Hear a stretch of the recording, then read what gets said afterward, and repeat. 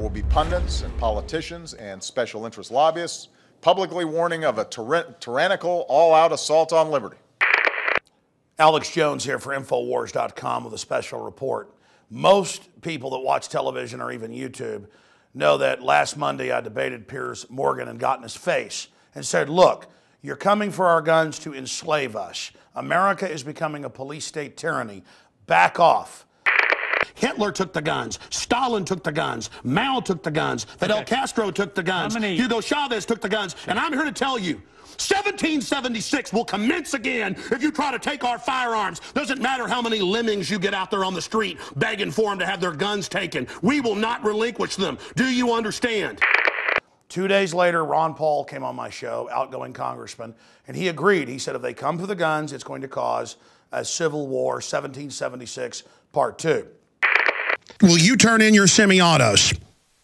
Well, I might not even have anything to turn in for that purpose, but I don't think the American people will. I've always assumed that the line in the sand may well be drawn. If the federal agent marches in unannounced and they say, well, give me your gun and give me your gold, I don't think we'll do that, calmly. I think the American people will highly resent it and resist.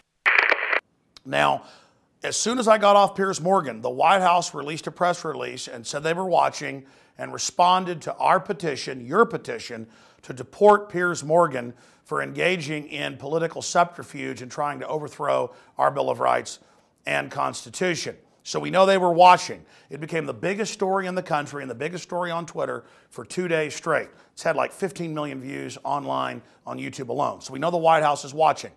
We also know that it's come out in Homeland Security documents that myself and Matt Drudge have been basically investigated and surveilled and are in secret documents concerning the TSA because we've been covering their out-of-control violations of the Fourth Amendment and conditioning the public to basically be slaves. But then today, I'm watching his speech while I'm live on the radio playing it, and he talks about these pundits out there who just want to make money. And they say that, we're tyrants who want to enslave you. This will be difficult. There will be pundits and politicians and special interest lobbyists publicly warning of a tyrannical, all-out assault on liberty. Not because that's true, but because they want to gin up fear or higher ratings or revenue for themselves. And behind the scenes, they'll do everything they can to block any common sense reform and make sure nothing changes whatsoever. The only way we will be able to change is if their audience, their constituents, their membership says this time must be different. It was incredible. He was clearly going after pundits, talk radio host, chief among them myself. And it's just really bizarre. I mean, I've had the White House respond to us before on their plans to shut down coal power plants and a few other issues, but this is one of his big initiatives to disarm us. And he said in the past he wanted to disarm us as a state senator. Then as candidate Obama in 2008, he said, I'll never try to take your guns. That is a conspiracy theory. And so now he's back with 23 executive orders and all the rest of it. Dianne Feinstein's on record, Mr. and Mrs. America, get ready, we're coming for your guns. And now, out of all these people out there, he's having to respond to me. And why is that? Because I tell it like it is, and we have tens of millions of viewers and readers and people that listen to the radio show. It's over 15 million a week. And their entire paper tiger facade corporate media, the top shows on MSNBC have 1 million. CNN, 500,000. Piers Morgan's ratings doubled all week after I was on. And it's not that I'm something special, it's that people are sick of these establishment mouthpieces reading off teleprompters. So the good news is we're having an effect, they're having to respond. Now, again, you just saw that clip of the president where he's saying these pundits and others, he's going after people, implying we're crazy to say that tyrants want our guns. All of our founding fathers said that. Federal court rulings have stated that. We have a Second Amendment to protect ourselves from street thugs and government. That's on record, but they're trying to act like that's crazy.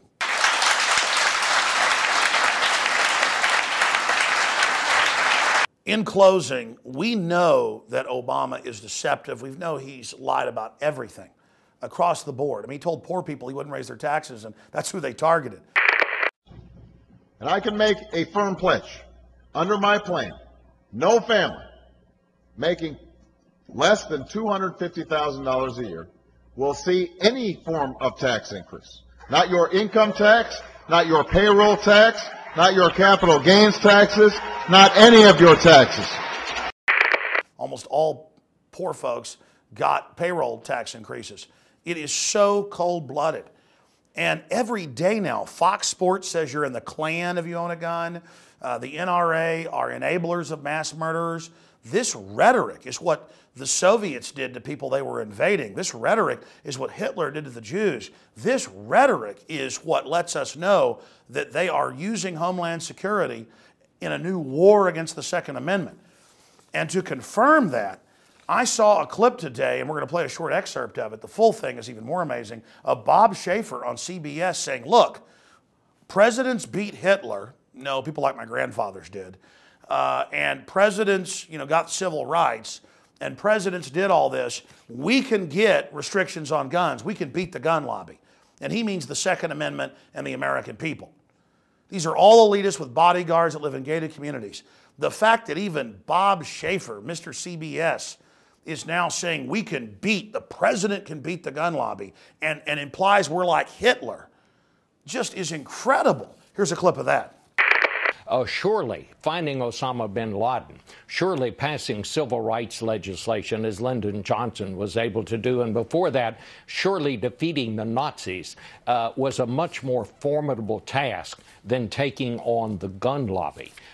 This is a turning point in this country, and the president is going to have to do more than just make a speech about it. This is one of the best speeches I've ever heard him deliver. He's going to have to get his hands dirty. He's going to have to get in there and work this problem until he gets it done. And again, this just happened today. Every channel I tune into of basically state-run media, they're talking about this. Then I saw a clip, and we'll play a piece of that, of Mika Brzezinski, whose dad brags that he helped put Pol Pot in, who killed 3 million people.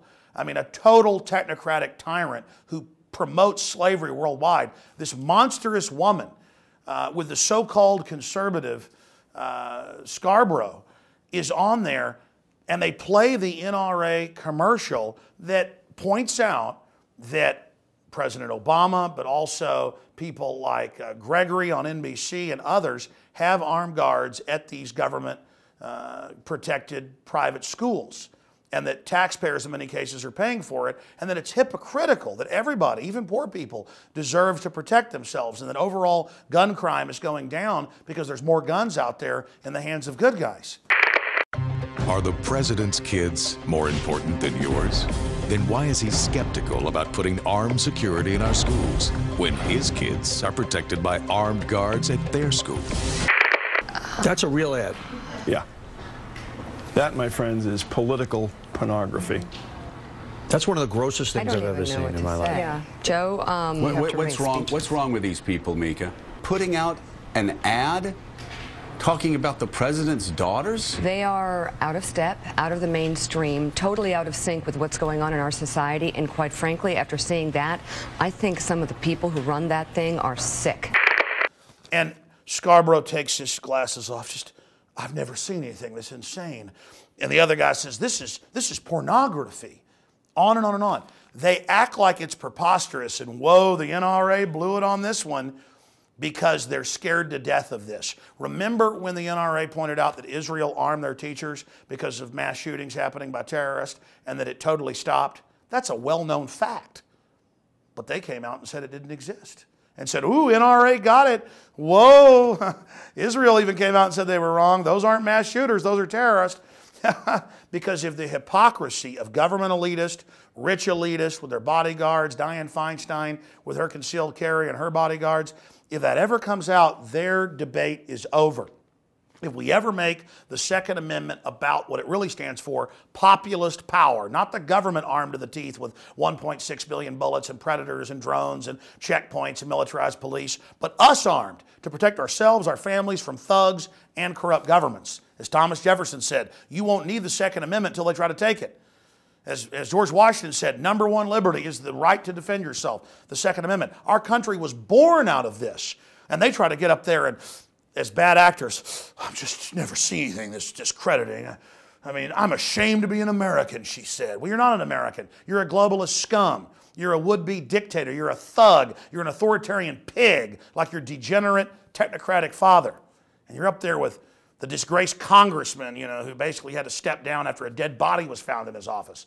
I mean, you guys are a sick joke.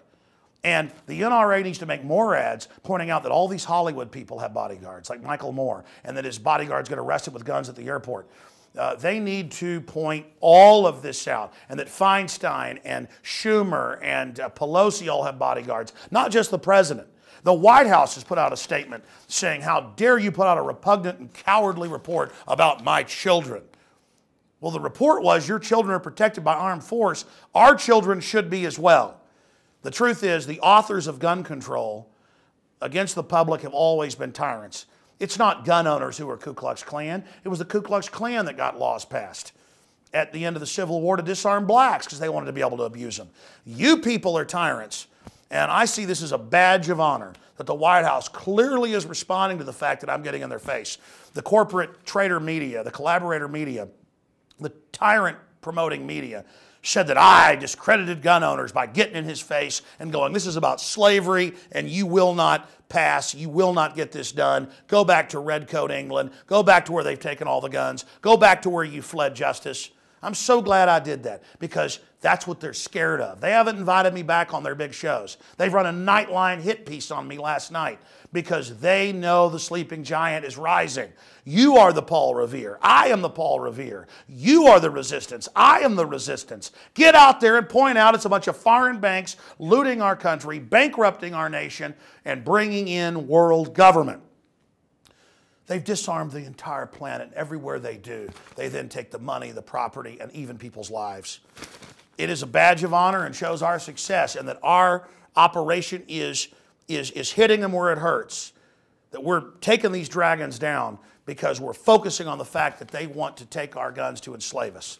Government's arming against us while wanting our guns. It's about a balance of power, a separation of power, and I am very proud that the would-be tyrant, Barack Hussein Obama, has responded to us and that our citizens' petition and our citizens' filing of articles of impeachment has now gone mega viral.